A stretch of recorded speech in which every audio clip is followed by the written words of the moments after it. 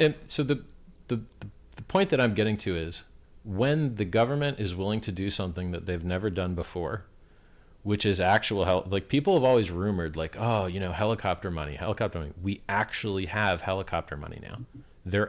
They've inflated the M2, which is a measurement of free capital in the system, the kind of dollars that are available. 80% of all dollars that exist were printed in the last year or two. It's a big deal. And so when that money that's being printed has to land somewhere, period.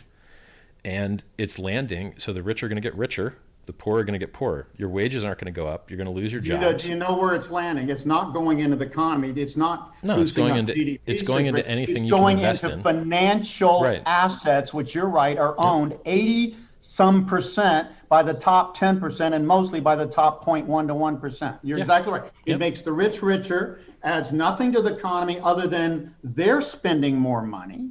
Right. They're And the getting top more. 10% Right. are almost 40% of GDP, so they're more than they Yeah. sound like spending. Other than that wealth effect on spending, and that's artificial. It's not, you're right, it's not adding anything. That's why bubbles need to burst. They're unproductive uses and diversions of money. And everybody's in the stock market. Everybody's a day trader now. Everybody's a real estate flipper. Those are not productive assets. And guess what? I've got a measure for what you're saying, Richard, and I'm going to give it to you afterwards, okay? Money velocity. Money velocity tells you when money's being invested productively and then reinvested and when it's not and it's going more into unproductive investments or speculation. Guess how long money velocity has been crashing in most countries around the world? Well, it's a Since the mid function to of late 1990s, since all these bubbles started. well, it's a function of interest rate. So when they raise, I mean, they literally raise interest rates to reduce money velocity, to make it harder to get money, to lower prices so prices don't rise. So like if No, no, no. I'm disagree with you. It's actually the opposite. They have pushed interest rates increasingly lower, lower, lower. So money's free. So when something's free, it gets abused. People just speculate right. with it. It's Well, easy. that's what I'm saying. Like Lower and interest rates have caused that, not well, yeah. higher. Well, that's what I'm saying Money is when they want to velocity is slow it totally down. consistent with falling interest rates, artificially below what Yeah, inflation rates would say they I should be, agree with everything you which just is said. easily measured. Yes, I agree with all that. I was saying that when the Fed wants to stop and slow down the money velocity, to slow down rising prices, they increase interest rates to suck money out of the economy to get it locked Yeah, into savings accounts. And they do the yeah, opposite short when they term. want to flood the market with activity to try and make up for a pandemic or whatever they feel like they need to make up for. Then they reduce interest rates to zero, and in some countries negative, which is hilarious. So And let me just go. That is what I would describe as the maybe single most unproductive function in the entire economy. I think we would do just fine with no central banks, period, except emergency funds when you get in a real crisis short term. All they do is tinker with the economy and jerk people around and do all this stuff and add not only yeah, no value, but more but volatility, which actually takes value out. but there's hidden upside to the American populace from this. So Like what? when America is the reserve currency of the world and has debt and trade imbalances with other countries, when they devalue the dollars that they owe other people, they just pay them back with fake money, and then we get more for nothing. Like when the Asians are willing to work 16 hours a day, 6 days a week, someone benefits from that. And it's everyone else that's getting their products, iPhone users, right? So like the first world and the rich people is sucking the life out of the poor people in the third world through this inflationary tactics. The rich get richer, the poor get poorer. Everything, if you're a high school graduate and you want to buy your house, you're fucked. You're not going to ever be able to buy Yeah, a house, ever. exactly. Another Because, good reason for a bubble to burst. So the millennials will be able to afford to buy a house in the future. They have no chance of making yeah, money on stocks at these rates or buying a house and making I money. just I just don't think they're going to let it burst. I think they'd rather see the value of the Okay, dollar. Richard, then let's play this forward. Okay, the bubble Hmm. keeps going up, up, up. Have you Sure. noticed the trajectory of it? It's called exponential. Hmm. You think the market can double and double and Yeah. double and double so that it's worth, um, oh, right now, financial assets, by the way, I just quote you a real number, Hmm. 6.5 times global GDP, stocks, bonds, and real Yeah, estate. sure. 6.5 times. You know what normal is? You know Maybe that's the Warren Buffett indicator you're quoting, right? It's one of them. No, but it's called the Warren Buffett indicator, the ratio of stock prices to GDP. I don't care, Richard. I don't care. You want to give him all the credit. You want to listen to him. He's Well, going to tell no, you I don't. He never doesn't go understand wrong buying crypto. U.S. large cap stocks, and he's going to be wronger than rain. I will say that today. If I'm wrong, tar and Yeah, feather me. he's gotten some things Okay? wrong. That's what I'm Sure. saying. Yeah, You he's want to gotten some listen things to wrong. him. He's been so successful so long, he has no possible way to have perspective. Success makes you complacent. Failure is the way people learn the fastest. I don't know if you've learned that, but I've certainly learned more from my ass kicking than my ass kissing in life. Okay? I think it might be Agree like or not? a valley. The Like audience can agree or not with me on that one. So we agree on almost everything so Except far. you say you can keep a bubble going forever. Do you ever seen a bubble that they kept going forever? Yeah.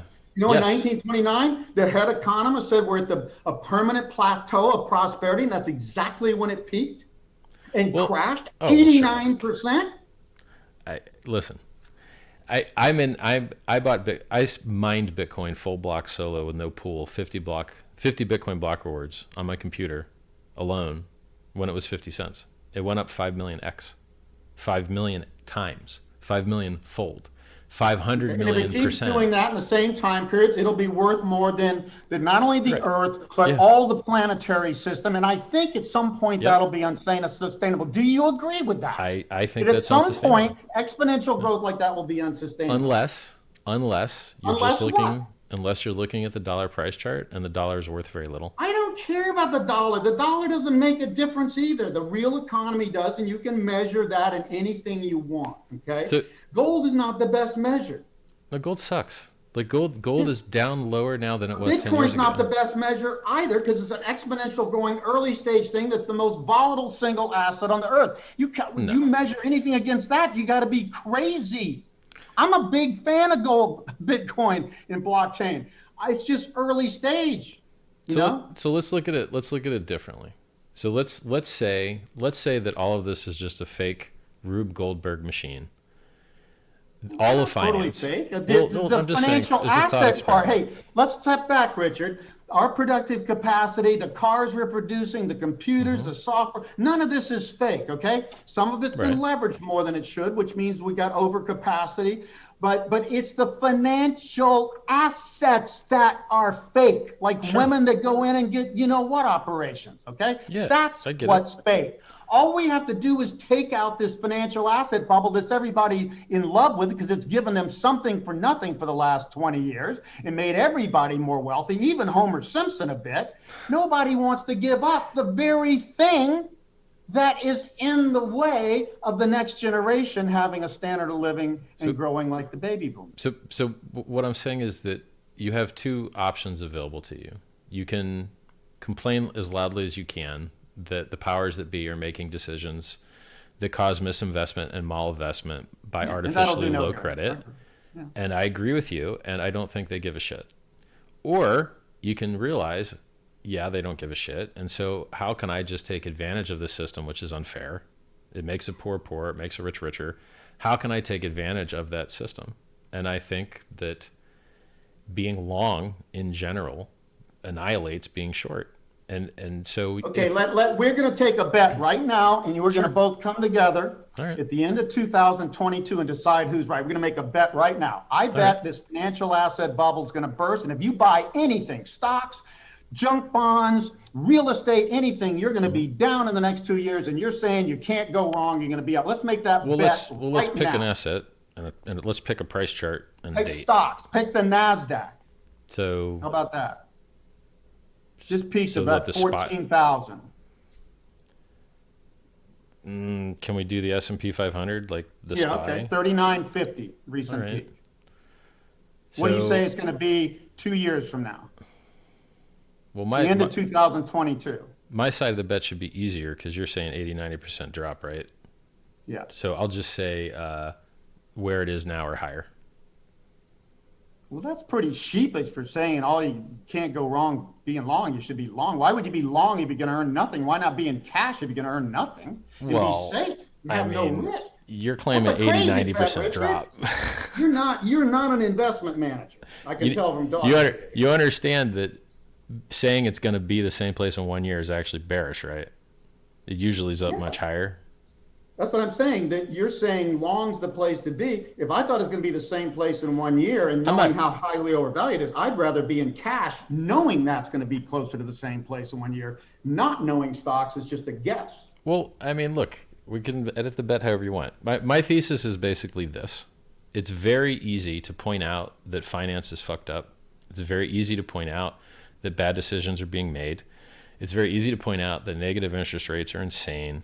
It's very easy to point out how fucked up everything is. And it's great. Everything's fucked up. We know everything's fucked up. Okay, now how do we personally profit on that? And that's a little bit harder because if you go short, you will get fucking annihilated.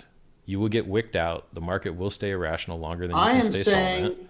if you go long over the next 2 years, your chances are 10 times more being annihilated than being short. I'm not telling most people, I'm not telling people to short the stock market, okay? Okay. Because that's beyond most people's risk tolerance. And down markets are more volatile than up markets and faster, okay? Most people Yeah. aren't good at drawing fast gunslingers, okay? Mm-hmm. I'm saying buy a 30-year treasury bond, lock in these 2% plus rates before they go to near zero in the next few years in a deflationary crash. They went from 4% down to 2% in the 30s. In that crash, they're going to go from 2% down to near zero. In this one, you can make 40% on that 30-year treasury bond in something that's going to pay you that interest and be considered safe. Did you and say you not could make default on almost 40% no on it? matter what. You could make 40% on it, you say?